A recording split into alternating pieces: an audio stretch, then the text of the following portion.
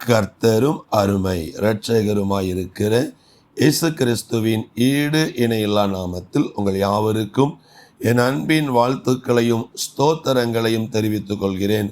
இந்த நாளிலும் ஆண்டவராகிய இயேசு கிறிஸ்து நமக்கு தருகிற அந்த மாறாத வார்த்தை என்னவென்று சொன்னால், மகனே மகளே, நீ பயப்படாதே, நான் உன்னை மீட்டு கொண்டேன் என்று ஆண்டவர் அவருடைய மாறாத வார்த்தையின் மூலம் இன்றைக்கு அவர் நம்மோடு பேசுகிறார்.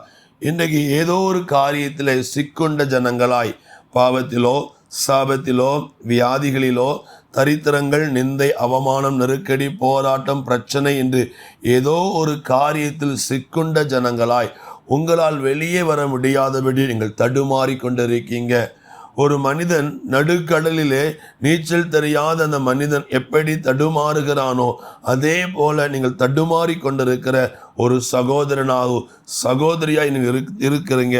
உங்கள் வாழ்க்கை குறித்து தான் ஆண்டவர் சொல்லுகிறார், நீ பயப்படாதே, நீ இருக்கிற இடத்துக்கு நேராய் நான் கடந்து வந்து நான் உன்னை மீட்டு கொள்கிறேன் என்று கர்த்தர் வாக்கு கொடுக்கிறார்.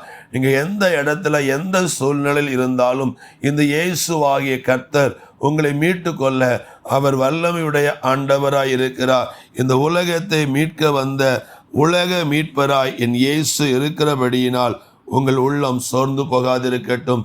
அவரை நோக்கி கூப்பிடுங்கள், அவர் இறங்கி வந்து அவர் இன்றைக்கு உங்களை மீட்டு கொண்டு உங்கள் வாழ்க்கையை அவர் கரை சேர்ப்பார். உங்கள் வாழ்க்கையில் நன்மை உண்டாகும். தடைப்பட்ட காரியத்தை கர்த்தர் வாய்க்கச் செய்து அற்புதங்களாலும் அடையாளங்களினாலும் அவர் உங்களை நிரப்பி ஆசீர்வதிப்பார். அவர் உங்கள் கண்ணீரை துடைத்து உங்கள் கவலைகளை நீக்கி அவர் உங்களை வழிநடத்துவார். தகப்பனே, தந்த வார்த்தையின்படி இந்த வார்த்தையை கேட்ட பிள்ளைகளை மீட்டு கொண்டு வாழ்வு கொடுத்து ஆசீர்வதிங்க. இயேசுவின் நாமத்தில் ஆமென்.